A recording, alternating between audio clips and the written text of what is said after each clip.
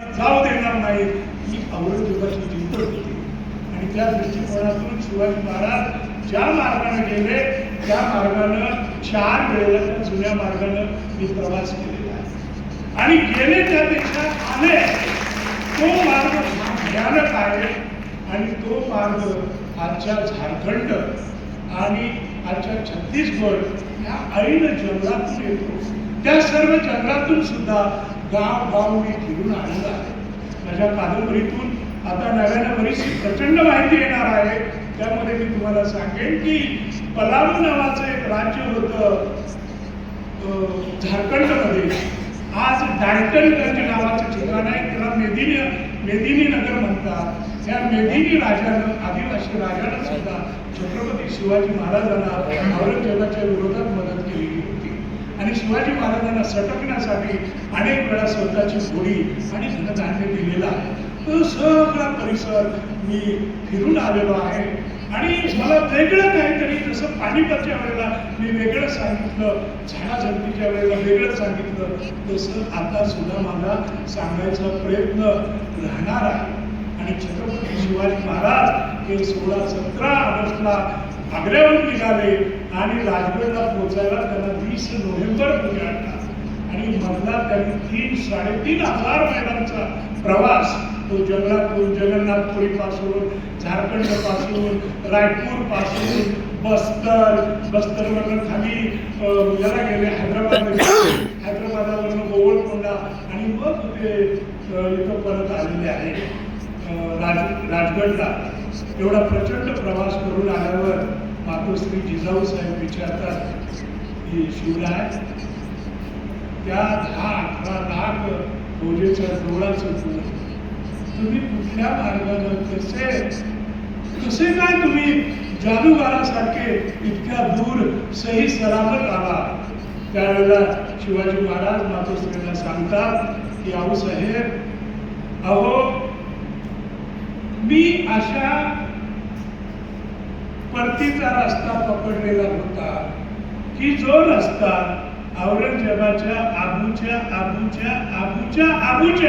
स्वप्नात सुद्धा येणार नाही, तो रस्ता मी पकडला. आणि म्हणून आई भवानीच्या कृपेनं मी तुमच्या पावलापर्यंत पोहोचलो. तो आसमान भरारी नावाचा खंड तुम्ही जरूर वाचा. तुम्ही माझ्या साहित्यावर प्रेम करता. ही सगळी आमची मंडळी बसलेले आहेत, ओवाळ बसलेले आहेत, लाखेसाहेब बसलेले आहेत, चिन्नूजी आहेत, ही सगळी मंडळी आहेत, आमची सोपान पुढे आहेत, तात्तीर आहेत. त्या सगळ्यांचं तुमचा माझ्या साहित्यावर जे प्रेम आहे ते असंच असू द्यावं. शेवटच्या अर्ध्या मिनिटात मी सांगेन की सरकारी नोकरी करताना मी एकेकाळी ठाण्याला प्रांत ऑफिसर होतो आणि एका तलाट्याला मी निलंबित केलं. आणि मग एक रिवाज असतो की निलंबन तुम्ही काय केलं म्हणून कोर्टात तुम्हाला साक्ष द्यावी लागते. मग मी शिवसाहेब झालो होतो जिल्हा परिषद रायगडचा. आणि तिथे एक दिवस कोर्टाची नोटीस आली की या तारखेला तुम्ही कल्याणच्या कोर्टामध्ये या साक्षीला. काही स्वतः जाण्याची जरूर नव्हती. मी वकील दिला, ती तारीख गेली, पण पुन्हा दुसरी नोटीस आली. मी अजून मोठा वकील दिला, पुन्हा तिसरी नोटीस आली की या फलाना तारखेला जर तुम्ही दस्तूरपुरता आमच्या समोर हजर राहिला नाही तर तुम्हाला अटक वॉरंट काढून पकडून नेण्यात येईल. तो पुन्हा मोठा वकील वर्ग बघितला. तो म्हणाला, वकील आता म्हणे आमच्या नादाला लागू नका, न्यायमूर्तीच्या स्वाभिमानाशी खेळू नका, जा एक दिवस आणि साक्ष देऊन या, काय आहे त्याच्यात. मी गेलो, त्या चौकशीच्या साक्षीदाराच्या पिंजऱ्यामध्ये उभा राहिलो. न्यायाधीशाने विचारलं, विश्वास नैपटी पाटील आपलंच नाव का? मी म्हटलं होय. या तारखेला तुम्ही ठाण्याला प्रांत होता का? होय. ही सही तुमचीच का? होय. या तलाट्याला तुम्ही सस्पेंड तुम्हीच केलं का? होय. मग आता कुठली कादंबरी लिहिताय? पुढचा प्रश्न. आणि मग माझ्या लक्षात आलं की न्यायाधीशांनी मला कशासाठी बोलवलेलं. आणि मी साक्ष देऊन असा खाली पिंजऱ्यातून बाहेर निघालो. थोड्यात पांढऱ्या त्या कपड्यामधला तो पिऊन हळूच म्हणाला, साहेब गडबड करू नका. न्यायाधीशांनी घरातून येताना त्यांच्याबरोबर तुमचाही डबा आणलेला आहे. त्यामुळं न्यायमूर्ती सोबत तुम्ही दुपारचं जेवण करूनच जायचं आहे. पण न्यायमूर्तींनी जेवण दिलं. ते म्हणाले माफ करा, मी वडाळ्यातला नागपूरकडचा पुन्हा इकडे बदली होईल. कुठेतरी त्या कागदपत्रात तुमची सही पाहिली, मला संशय आला तुम्ही लेखक तेच का. आणि मग म्हटलं निदान या निमित्तानं तरी माझ्या अत्यंत आवडत्या लेखकाला मला भेटायची संधी मिळेल म्हणून मी तुम्हाला त्रास दिला.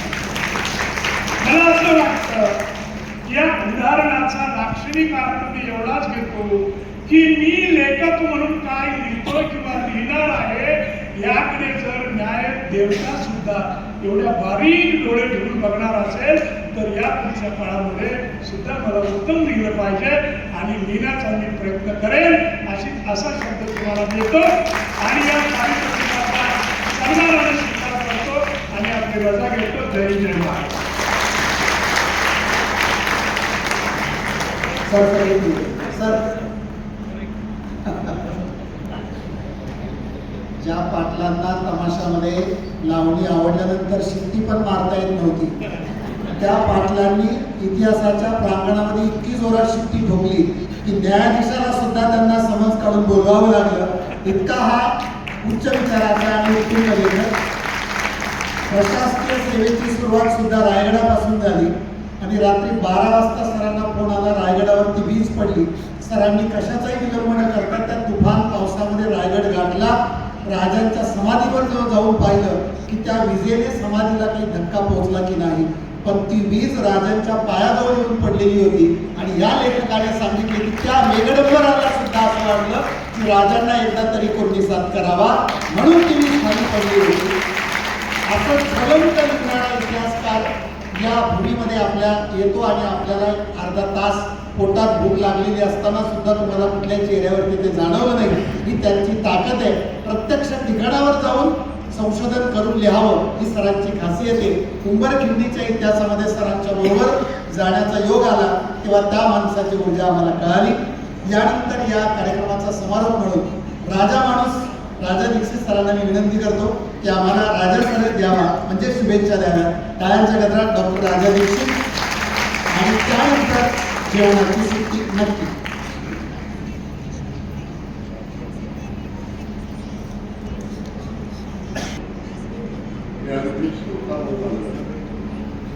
आणि ती भूमिका जी आहे ती मी पार पाडणार आहे. वक्ता वगैरे फार वेळ बोलणार नाही, 2 किंवा 3 मिनिट. त्यामध्ये असं म्हटलेलं आहे की वक्तृत्व अवधानाचा चारा. त्या अवधान पाळण्यासाठी मी वक्तृत्व किंवा 3 मिनिटे केलं. मला असं वाटतं की आज या क्षणी या सभागृहातली कदाचित सर्वात भाग्यवान व्यक्ती मी आहे. आणि त्याचं कारण सांगतो की ज्या इंद्रायणी साहित्य परिषदेच्या वतीने हे 4थं इंद्रायणी साहित्य संमेलन आयोजित करण्यात आलं आहे त्या साहित्य परिषदेचे अध्यक्ष संदीप बालुदास आपटे आणि या संमेलनाच्या ज्या अध्यक्ष आहेत त्या सौभाग्यवती डॉक्टर सीमा कालवर हे दोघेही माझे विद्यार्थी. आणि मी खरं म्हणजे आज आलो मला कसं आहे इतिहासाचा माणूस मिळेल पण कधी मी गावा गेला संयोजकाने तरी मला इथे बसायला आणि बोलायला आवडतं. पण खरं म्हणजे मी माझ्या विद्यार्थ्यांचं कौतुक थांबला पण त्यात मला एक अधिकचा लाभ असा झाला की आमचे मित्र आणि ज्येष्ठ साहित्यिक आणि आता विश्व साहित्य संमेलनाचे होणारे अध्यक्ष श्री विश्वासराव पाटील हे नेमके या सेशनमध्येच उपस्थित आहेत आणि त्यांचं भाषण ऐकलं मला त्याचा अनुभव आहे. आणि इथे एक गोष्टीचा उल्लेख करायला पाहिजे. माझं भाग्य असेल की मध्यंतरी या सातारमध्ये साहित्य संमेलन होणार आहे त्या सातारकरांनी सातारमध्ये त्यांचा जो सत्कार केला तो सत्कार माझ्या हस्ते केला हे भाग्य मला फार आनंद होतो की तुम्ही आज त्यांना जो पुरस्कार दिला आदरणीय यशवंतरावजी चव्हाण यांच्या नावाचा प्रज्ञावंत पुरस्कार. तर ती जी तुमची योजकता आहे फडणवीस साहेब, ती त्याला मी ताप देतो आणि त्या पुरस्काराच्या निमित्ताने मी श्री विश्वास पाटील यांचं पुन्हा अभिनंदन करतो. त्याचप्रमाणे मी म्हटलं तसं की आज इथे माझी विद्यार्थिनी जी आहे ती अपेक्षा असणारे तिची मुलाखत ऐकायला चाललं, कारण तिने माझी विद्यार्थिनी या नात्याने कायम ती माझं ऐकत होती. मंचावर येऊन तुमच्यासमोर प्रगट होताना आनंद होतो आहे. प्रगट हा शब्द मी अशासाठी वापरला की आमच्या गडकरी साहेबांनी 6 पदरी रस्ता देऊन सुद्धा एक टँकर असा कोलमडून पडला की त्याने 6 पदर विस्कटून टाकले आणि एका जाग्यावर आम्ही जवळजवळ 2.5-3 तास बसून होतो. आता माफ करा, बराच उशीर झालेला आहे इथं, आणि पण एक बरं झालं, उशिरा जरी आलो तरी विनोद आवड टिल्लू यांचं भाषण सुरू होतं.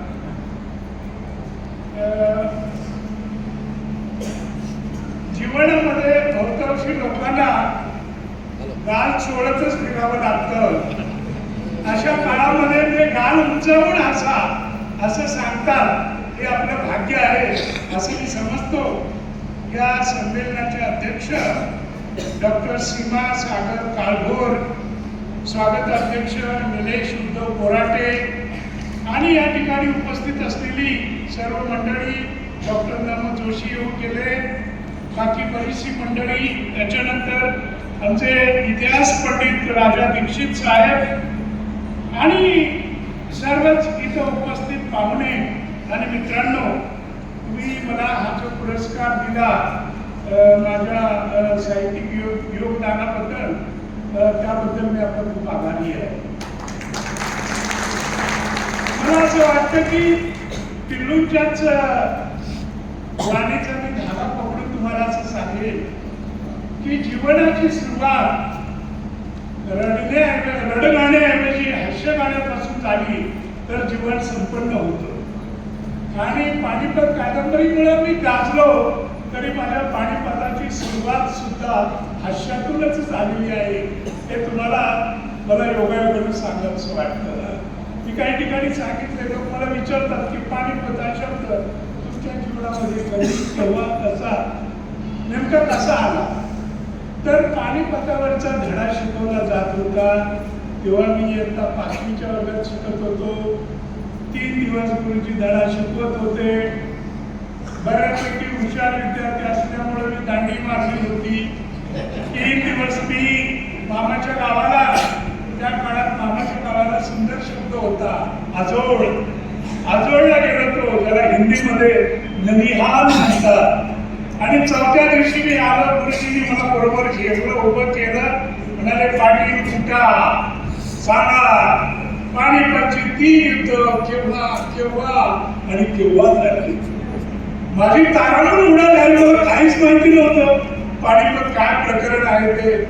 पण हे बरं होतं, गुरुजी आम्हाला नेहमी सांगायचे, मुलांनो उत्तर चुकलं तरी चालेल पण उत्तर कसं भेटून दिलं पाहिजे. म्हणून जरा हुशार असल्याचा मी आव आणला. मी म्हटलं गुरुजी परत प्रश्न विचारा. गुरुजी म्हणाले सांगा पानिपतची 3 युद्ध केव्हा केव्हा आणि केव्हा झाली. मी गुरुजींच्या डायरेक्ट डोळ्यात बघितलं. 3 युद्ध केव्हा झाली? अहो पहिलं झाल्यावर दुसरं झालं आणि दुसरं झाल्यावर तिसरं झालं. आणि मग माझ्या हातावरची छडी वाजली. त्यावेळी गाणं होतं, माझ्या बालपणी गीत होतं, छडी वाजली छम छम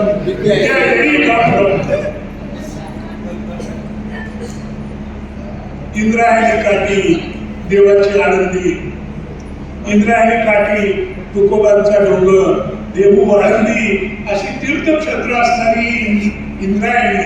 आणि या इंद्रायणी नदीच्या नावाने इथले जे वाङ्मय सेवक आहेत, सरस्वती सेवक आहेत, त्यांनी हा जो यज्ञ सुरू केलेला आहे त्याबद्दल मी त्यांचं पहिल्यांदा अभिनंदन करतो. संदीप कापसे यांचा मला फोन आला होता 2-4 वर्षापूर्वी, तेव्हापासून मी या साहित्य संमेलनात पाहतो आहे आणि मला असं वाटतं की इंद्रायणी साहित्य संमेलन ही स्फूर्ती गंगा व्हावी. म्हणजे महाराष्ट्र, कुठला महाराष्ट्र, तर 12 मावळ आणि 13 नेर म्हटलं जातं. नेर याचा अर्थ नदीचं खोरं, 13 नेर. यावरून मला असं वाटतं की जिथे जिथे नद्या वाहतात या महाराष्ट्र पठारावर, त्या प्रत्येक नदीच्या नावानं त्या प्रत्येक परिसरामध्ये एक साहित्य संमेलन बघायलाच हवं. आणि त्याशिवाय ज्ञानोबा आणि ज्योतिबाच्या भाषेचा प्रचार आणि प्रसार होणार नाही. मला असं वाटतं की लेखक ज्या वेळेला घडतो, तुमच्यापैकी अनेक लेखक आहेत, काही नव्याने लेखक होऊ घातलेले आहेत, त्यांच्याबद्दल काय बोलायचं, तर मी त्यांना असं सांगेन की तुम्ही ज्या परिसरामध्ये जन्माला येता त्या परिसराला विसरू नका. तिथलं पाणी, तिथला गंध, तिथली हवा, तिथला इतिहास, तिथली संस्कृती जर तुम्ही काळजाच्या कुटीमध्ये जपली तर ती शब्दात तुम्ही व्यक्त करायला फार अवघड जात नाही. मी शावडी तालुक्यात जन्मलो, कोल्हापूर जिल्ह्याच्या. माझ्या तालुक्यात सुदैवानं ती पावनखिंड येते, तो विशाळगड येतो आणि आमच्या साताळीच्या डोंगरावरून दूरचा तो पन्हाळा दिसतो. पण शाळेत असताना सुद्धा आम्ही काही मुलं घेऊन त्या काळात वर डोंगरावर गेलो की एका बाजूला पन्हाळा दिसायचा आणि दुसऱ्या बाजूला विशाळगड दिसायचा.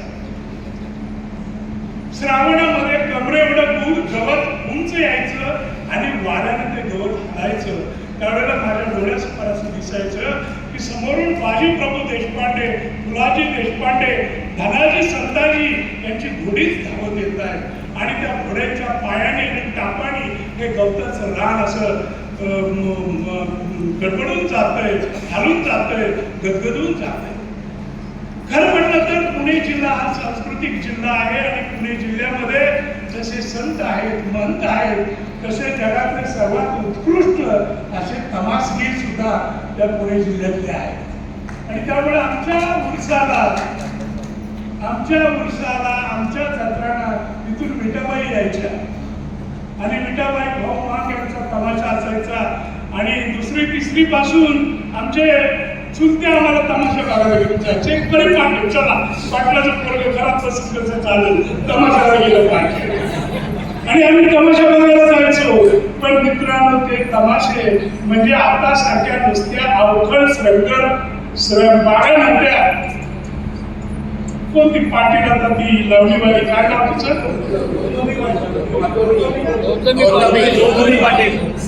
गौतमी पाटील. ही गौतमी पाटील एवढी तक्रारीसाठी फक्त अंग हलवते, पण विठाबाई अंग हलवत नव्हत्या, फक्त लावणी याद नव्हत्या. आता कुणीतरी आमच्या भगिनींनी हरिश्चंद्रावरची कादंबरी मला आणून दिली. मी मुळात वाचेन राजा हरिश्चंद्राचा वर हा तमासगीर आम्हाला दाखवायचे, डोळ्यामध्ये पाणी यायचं. अरे संत तुकाराम म्हणजे काय हे आम्हाला दत्त महाडिक दाखवायचे. अवघी इंद्रायणी आमच्या वारणेच्या नदीच्या पाठी तमासगीर उभे करायचे आणि त्या तमासगरांची जी संगीतावर हुकूमत होती, गायनावर होती, एक रस्व देवामध्ये फरक पडणार नाही, तो अव्वलपणा आम्हाला आमच्या लहानपणी शिकायला मिळाला, अनुभवायला मिळाला. म्हणून तर आम्ही इथवर आलो असं मला वाटतं. लोक मला विचारतात की तुम्ही एवढे लोककलेवर बोलता, लोककलेची आणि तुमची गाठ कुठं पडली? आमच्या गावातच पडली. म्हणजे मराठी शाळेमध्ये मी जिल्हा परिषदेचा विद्यार्थी आहे. मी परवा मध्य प्रदेशात अगदी 10 दिवसापूर्वी मी गेलो होतो. मी पोस्ट टाकलेली आहे की रामनाथ कोविंद नावाचे जे माजी राष्ट्रपती ते अध्यक्ष होते आणि मी प्रमुख पाहुणा होतो आणि सर्वांसमक्ष मी सांगितलं की जिल्हा परिषद आणि म्युन्सिपाल्टीच्या शाळेतले विद्यार्थी म्हणजे रानातले गरुड असतात. वादळ आलं, चक्रीवादळ आलं तरी ती सगळी वादळं पंखावर पेलायची त्यांच्यामध्ये ताकद असते.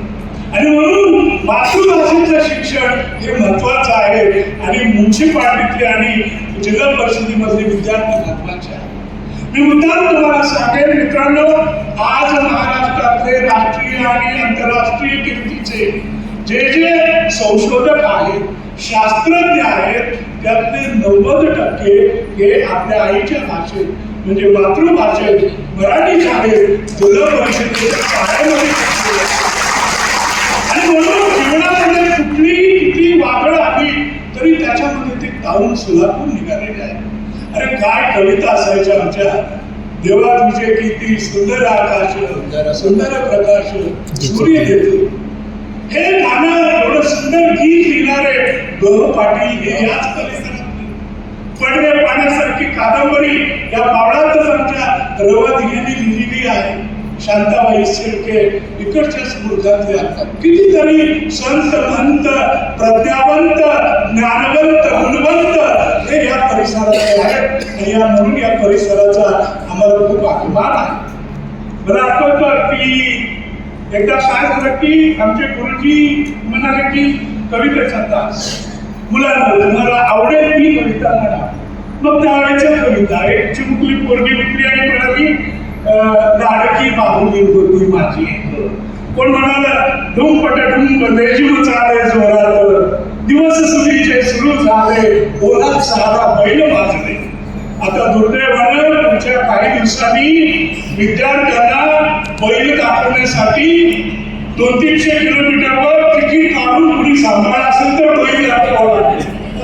म्हणजे जो बैल आपला साथीदार होता, मित्र होता, तो आता आपल्या क्षेत्रबंधातून सुद्धा नाहीसा झालेला आहे.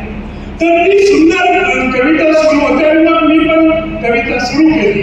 कानावर हात ठेवला आणि एकदम थाटात म्हणायला सुरुवात केली.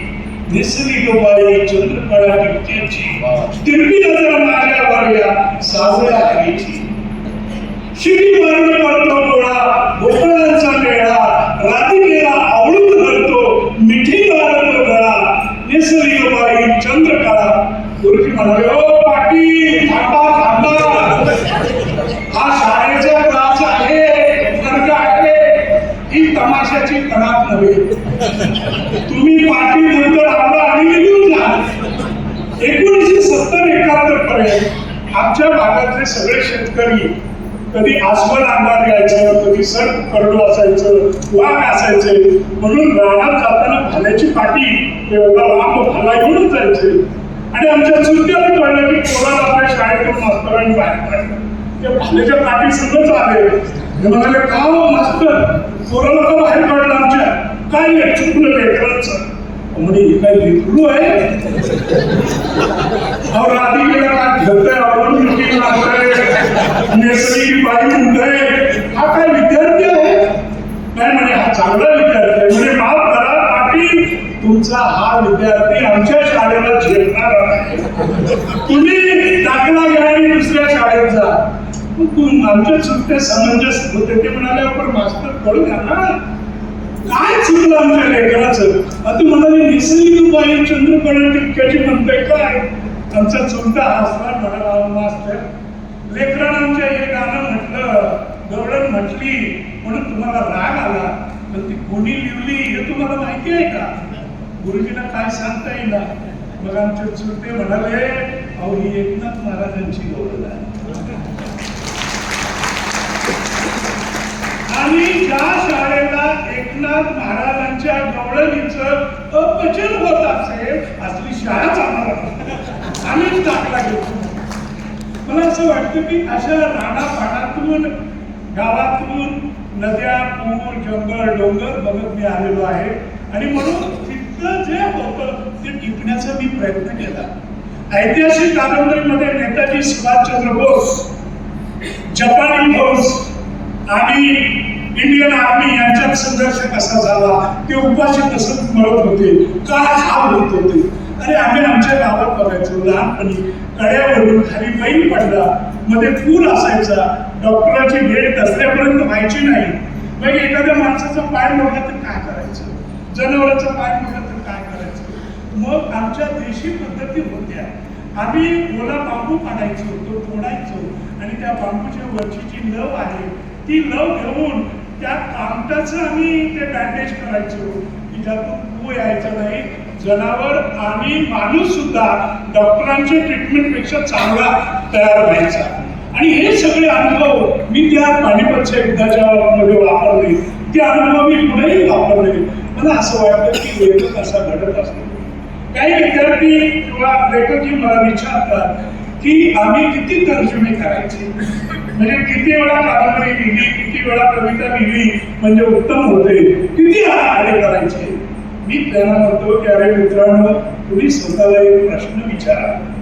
एखादा शिल्पकार ज्यावेळेला शिल्पाकृती तयार करतो त्यावेळेला ती शिल्पाकृती मग एखाद्या देवता जर एखादी दंडातून फोडत असेल तर ती पवित्र देवता जोपर्यंत दिसत नाही, त्या पवित्र देवतेचे सुंदर डोळे आशीर्वाद देणारे तिचा सगळा रुबाब दिसत नाही, ती मूर्ती त्याच्याशी बोलत नाही, हसत नाही, तोपर्यंत तो हातामध्ये छिंडी घेऊन आपली बोटामधून रक्त निघेपर्यंत बोटं फुटेपर्यंत काम करतो. तो शिल्पकार कधीही गड्यात राहून किती तास आणि किती दिवस हे पाहत नाही. कलाकृती महत्वाची असते. त्यामुळं उत्तम साहित्य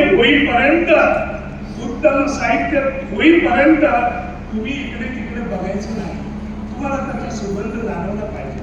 चांगले वाचणारे बरोबर वाचले पाहिजे. आजकाल होतं काय की आपल्याला छापायची घाई, छापू कधी, प्रकाशन समारंभ करू कधी, गावातल्या पत्रकाराला वाटून पेपरमध्ये बातमी आणून किती, आणि या सगळ्यामध्ये 2, 3, 4 वर्ष जातात. पुस्तक लिहायला फार 2 महिने लागतात. मला असं वाटतं तुम्ही असं उत्तम लिहा. अमेरिकेमध्ये आजकाल जेव्हा फिल्म इन्स्टिट्यूटमध्ये पटकथा शिकवली जाते त्यावेळेला महत्वाचं वाक्य असतं की writing is not real writing but rewriting is a true writing. म्हणजे लेखन हे खरं लेखन नव्हे, पुनर्लेखन हे खरं लेखन असतं. आणि त्यासाठी तुम्ही मनापासून कष्ट केले पाहिजे. तुम्ही लोकांच्या पाठीमागे लागता उपयोगाचं नाही. तुम्ही अशा कलाकृती तयार करा की त्याचा सुगंध आपोआप बाहेर गेला पाहिजे. एक कल्पना करा, छोट्या खेडेगावामध्ये स्वयंपाकी प्रत्येक घरात स्वयंपाक चालतोच, पण एखादी आमची महिला, एखादी आमची बहीण, एखादी आमची सून असं मस्त फोडणीला देते की तिच्या दारातून जाताना शेजारी नाकानंतर सुगंध घेऊन जातात. त्याचप्रमाणे जसे दिवाळीमध्ये प्रत्येकाच्या दारामध्ये रांगोळी असते तसं प्रत्येक लेखक लिहितो, प्रत्येकाची पुस्तकं असतात, सगळं गाव रांगोळीनं भरलेलं आहे. पण जी रेखीव, सुंदर, दिलखेचा, मोहक, प्रत्यय देणारी रांगोळी ज्याच्या दारामध्ये असते तिथंच लोक थांबतात, इतरत्र थांबत नाही. आणि म्हणून नव्या लेखकांना मी सांगेन की कष्टाला पर्याय नाही. आता बराच वेळ झालेला आहे त्यामुळे मी माझं भाषण बऱ्यापैकी आवडतं घेणार आहे. पण मला महत्वाचा मुद्दा एक सांगायचा आता माझ्या उत्तरार्धामध्ये, तो म्हणजे अनेक कथा कादंबऱ्या मी लिहिल्या, ऐतिहासिक, सामाजिक वगैरे लिहिल्या. मला ऐतिहासिक लेखक अजिबात व्हायचं नव्हतं, मला सामाजिक कादंबऱ्या लिहायच्या होत्या. पण माझ्या असं लक्षात आलं की ज्यांना इतिहास चांगला कळतो, ज्याचं संशोधन उत्तम आहे, त्यांना उत्तम पद्धतीनं मांडता येत नाही. आणि ज्यांना उत्तम मांडता येतं ते संशोधनाची त्यांची कधी गाठ पडत नाही. आणि या दोन्हीचा मिलाप करून पानिपत, संभाजीराजे यासारखे काही विषय होते त्याच्यामध्ये आशय भरणं गरजेचं होतं. वयाच्या 17व्या वर्षी अंबी नावाची एक स्त्री प्रधान मी कादंबरी लिहिली. एका मुलीचं लग्न माझ्या भावाची, माझ्या मित्राच्या बहीण होती, त्या लग्नासाठी दरोड्यासाठी गेलो होतो. लग्नाचं सगळी बोलणी फायनल होत आली आणि त्यावेळीची ती खेड्यातली मुलगी 15-16 वर्षाची पटकन बाहेर आली. लाजायचं होतं त्या काळात, म्हणजे अशा वेलीसारख्या लाजायच्या, पण ती अशी तिरासारखी बाहेर आली आणि आपल्या वडिलांना विचारायला लागली, बाबा आपल्या शेतातला आवताचा बैल म्हातारा झालेला आहे आणि त्यामुळं नांगरण करण्यासाठी, नांगरी पेरणीसाठी उत्तम जनावर पाहिजे म्हणून गेली 4-5 महिने तुम्ही 15-16 आठवडे बाजाराला जाऊन आला. 4-5 महिने तुम्ही पायाला पानं बांधून फिरला. सगळं बैल चालला पाहिजे. बैलासाठी तुम्ही 5 महिने घालवले आणि जावई मात्र 2 सेकंदात कसं काय बसलं. आणि इथेच त्या आंबी नावाच्या कादंबरीचा माझ्या डोक्यामध्ये जन्म झाला. मित्र, जगातल्या सगळ्या शास्त्रज्ञांची, विचारवंतांची, राजकारण्यांची मी चरित्र वाचली, अनुभवली. आणि सगळ्यात पहिल्यांदा ताईंनी छान रीतीने इंट्रोडक्शन करून दिली. या कार्यक्रमाला आवर्जून आमच्या मित्रांनी बोलवलं संदीप रामकीर. मी संदीपला मनापासून धन्यवाद देतो. त्याने अतिशय आवर्जून केलं. अरुणजी बोराडे, सीमाताई काळगोळ आहेत आणि नितीन येस, मनापासून त्याला धन्यवाद देतो. आणि अर्थातच तुम्ही सगळेजण छान फ्रेश मूडमध्ये बसल्यात, हो ना.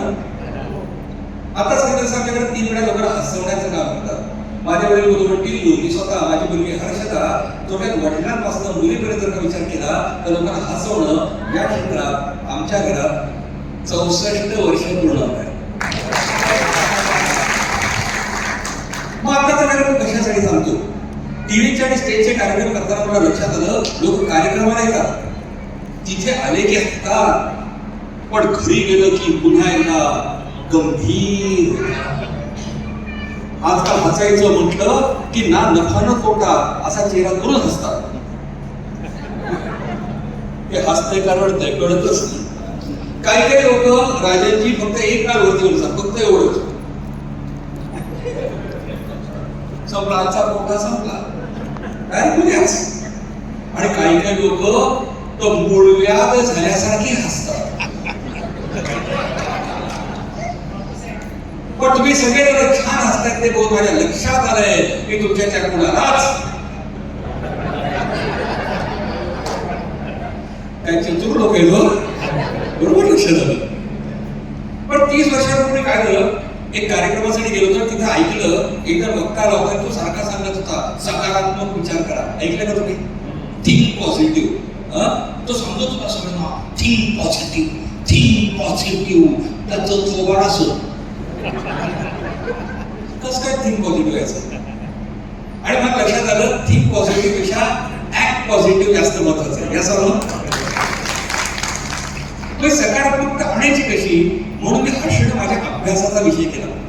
हर्षणावरती अभ्यास संशोधन केलेला एक नाही 30 वर्ष काम केलेला माणूस आजपर्यंत तरी पाहिलाय, ऐकलाय. आता उद्या सांगू शकता, कालच बघून आलो.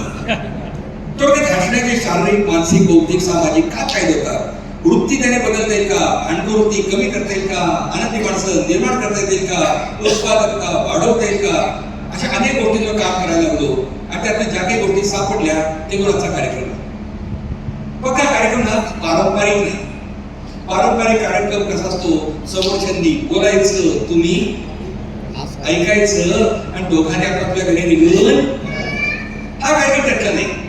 काही ठिकाणी तुम्हाला सहभागीला सांगणार, सगळेजण सहभागीला तयार आहात. आवाज मोठा पाहिजे मला, कारण सहभाग म्हटलं आवाज यायला पाहिजे. सहभागीला तयार आहात, बस बस. दुसरा मुद्दा, या बाजूला जी लोक बसले तरी आणि त्या बाजूच्या ज्या रंगात त्या जरा थोड्या खुर्च्या तिरक्या करा. करा करा, थोडी खुर्ची तिरकी करा. दादा तिरकी करा, करा करा करा करा करा. इथंच बोलणार मी. हा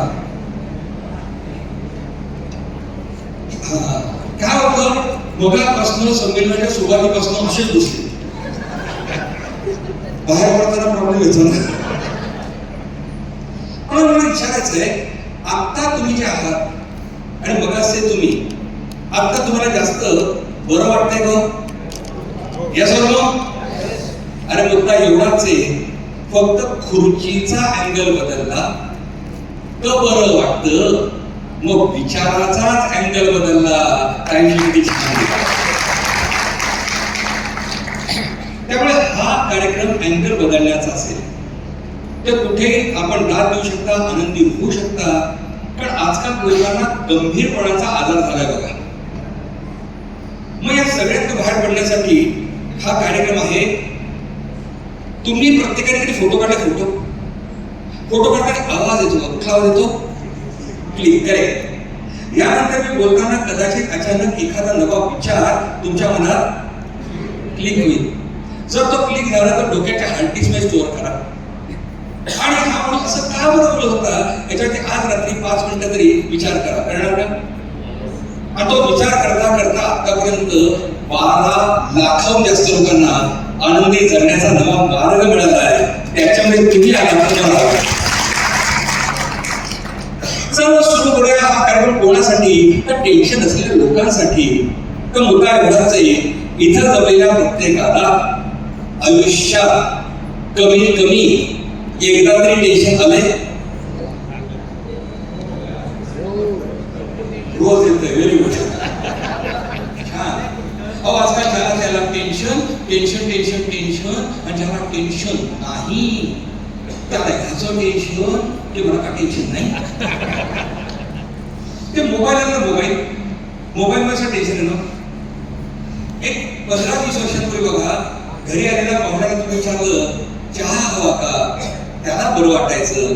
आता पाहुण्याला बरं वाटायचं असेल तर विचारा चार्जिंग हवंय का, वायफाय हवंय का, तर फार बरं वाटतं. पण या टेन्शन मधनं बाहेर पडण्यासाठी एक कार्यक्रम आहे.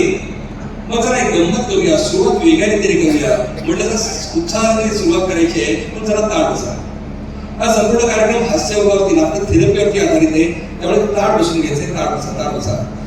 आणि जे रेकॉर्डिंग करतायत काही करू नका रेकॉर्डिंग. ते करतात सगळं. करू दे. हात खाली घ्या. मोबाईल काय होतं माहितीये का, आम्ही मोबाईलमध्ये रेकॉर्डिंग करण्याच्या नादामध्ये आमचं मेंदू कसा काम करतो माहितीये. मनामध्ये रेकॉर्डिंग करताना येतं, रेकॉर्डिंग करतोय नंतर ऐकू. पण दोस्तो लक्षात ठेवा, या जगामध्ये नंतर नाहीये, उद्या नाहीये. जो काही आहे तो आज आणि आत्ताच आहे. त्यामुळे हा आज आणि आत्ता जो आहे तो सुखी करायचा असेल, आनंदी करायचा असेल तर ताट जरा बसला. ताट बसा. वेगळ्या स्टाईलचा कार्यक्रम आहे. त्यामुळे हात समोर घ्यायचा. हात त्या समोर. Very good. हात त्या समोर. ओके. हात घ्या असा. आणि टाळ्यांचा ठेका धरायचा आहे. 1 2 3